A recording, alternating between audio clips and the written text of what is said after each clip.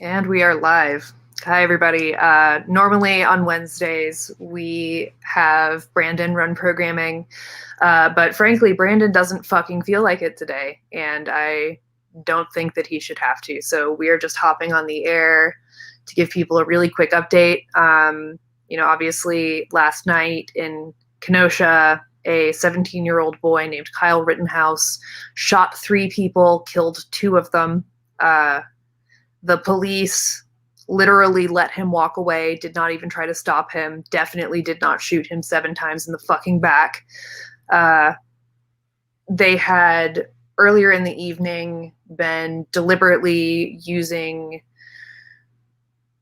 riot suppression tactics to force protesters into a situation where they would come into contact with armed militia, read brown shirts, and as a consequence of that, protesters were killed. We've talked about this on the air before. It is absolutely never safe to go to a protest. This is why. And it is heinous. It is unacceptable. It is infuriating. And we are all absolutely grieving right now, not just with the family of Jacob Blake, who last I checked was still alive, but paralyzed from the waist down because of the police officer's actions. And we also stand with the families of the victims of last night's terrorist attack on the protest, which is how you should think of this. We are deeply enraged. We are deeply disturbed. I mean, it's not okay. None of us are okay right now. And this should not be the response that a society has to a group of people asking to live without being shot just for existing. And obviously, Black Lives Matter, and no life is worth more than a fucking gas station. Full stop.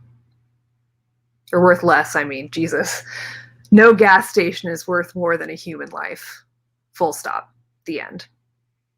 It's just, it's not worth it. A gas station is not worth killing people. It's not worth shooting people. It's a fucking gas station. It's important to note that the people involved, like the 17-year-old, were from out of state. Yeah. It's not like it was their gas station. It's not like it's a family-owned business. They traveled across state lines illegally carrying firearms in an effort to pretend like they're in a video game. And this is also, I think, problematic as it shows what kind of society we're raising children in. We're like, oh, okay.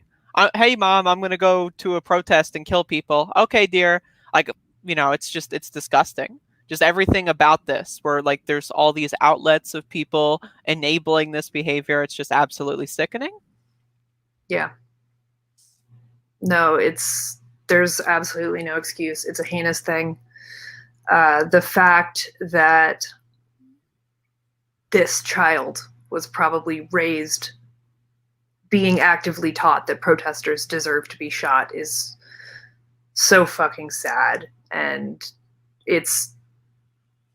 every single part of it is just heartbreaking and enraging for me. A 17-year-old does not know what they're doing, which means that 17-year-old was shaped by the people around him to do this, which means that it's not just a lone wolf, as people like to say. It's never just a lone wolf. This is a child who was brought up in a culture of hate and violence suppression of the left. And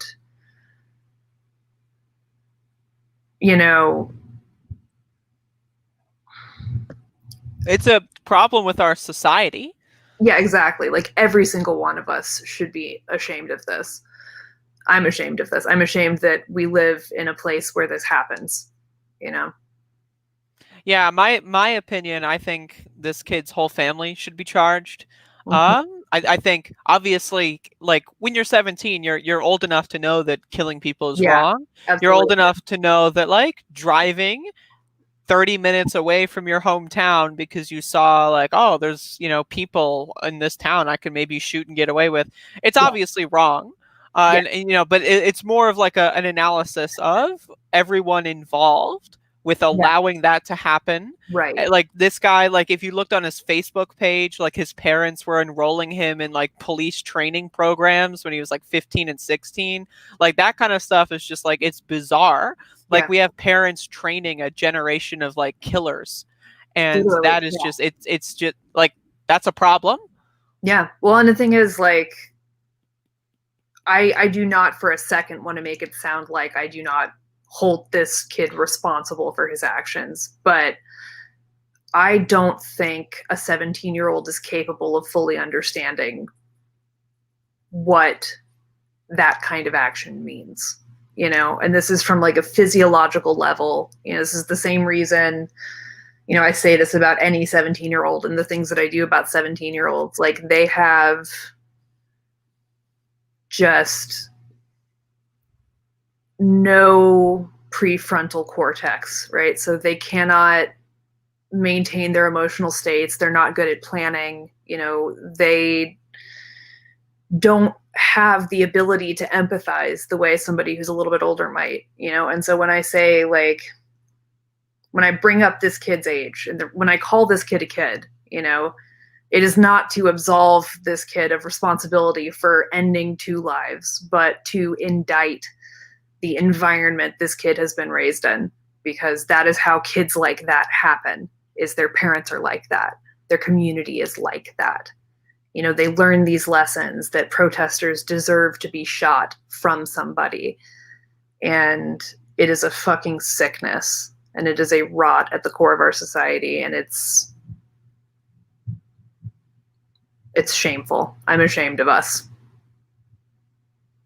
I'm ashamed of us, and I'm afraid for my friends. I'm afraid for my child.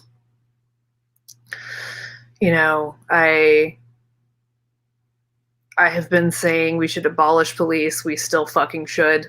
And frankly, I think if you are, like me, finding yourself really consumed by grief today, the best thing you can do with that, especially if you are also a white person, is to really throw your weight behind the police abolition movement, and to really throw your weight into doing anti-racist work.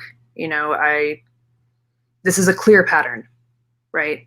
This happens over and over and over again. And it's no surprise that the person responsible here was working with the police beforehand, talking to the police, exchanging information with the police. Like it was all captured on camera. That's not like they were taught by their parents that that's okay, and then the cops that like enabled that behavior by being buddy with him.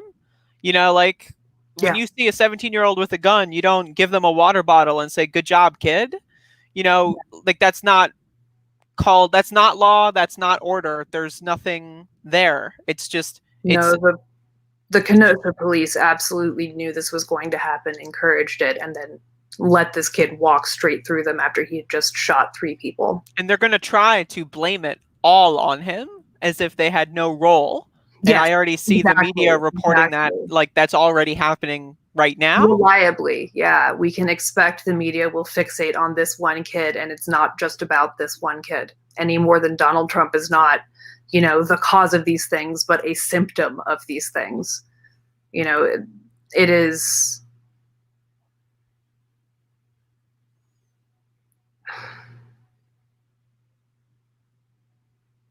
It's just bad. It's bad. It's shameful. It is indictment of the system.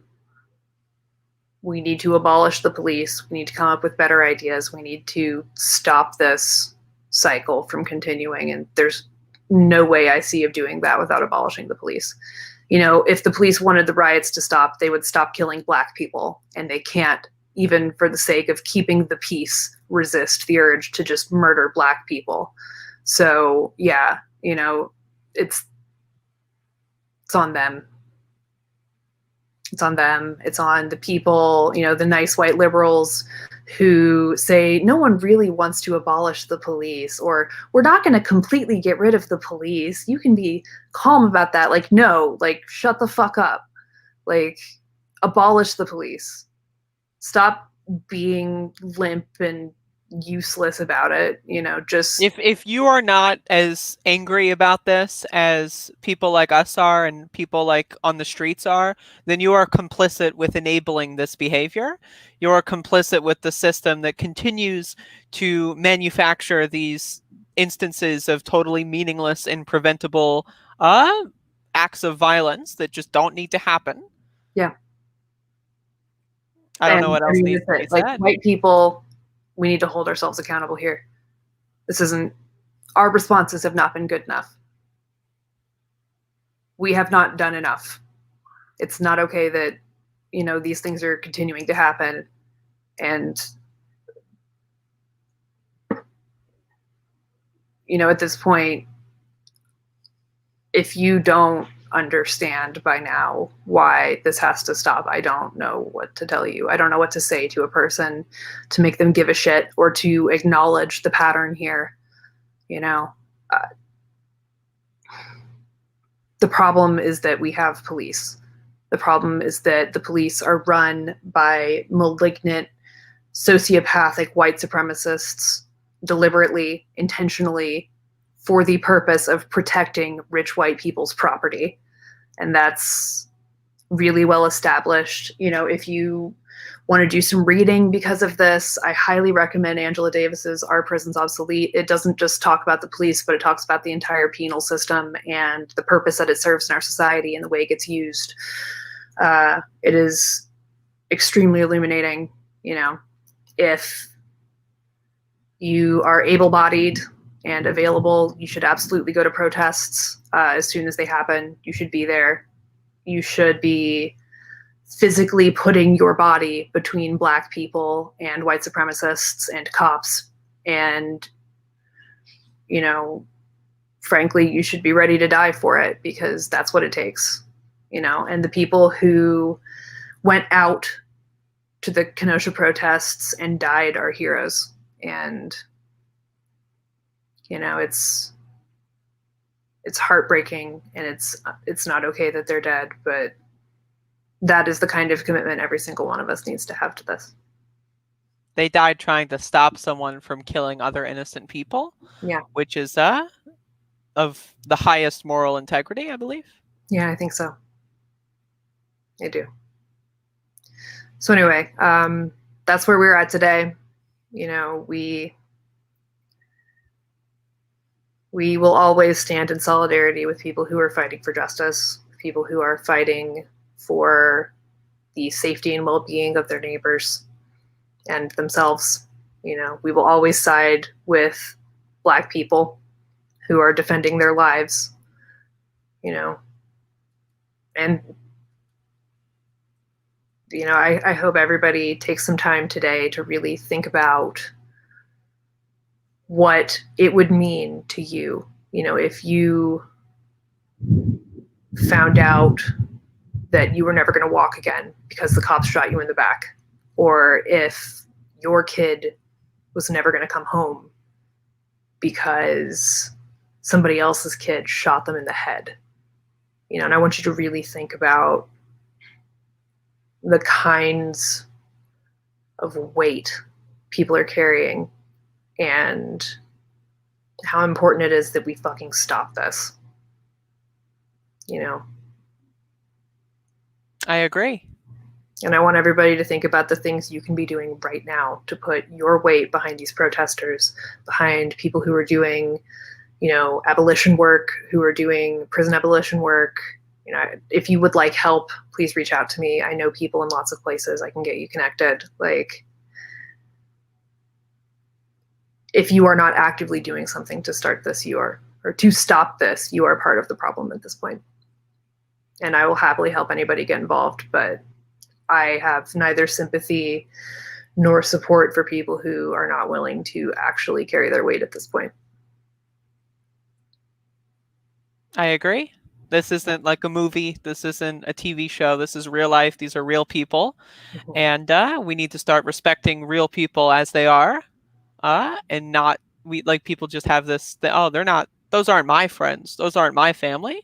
Well, at some point they will be. So if we don't stop this now, then, there you go. Yeah. No piece of property is more valuable than a human life.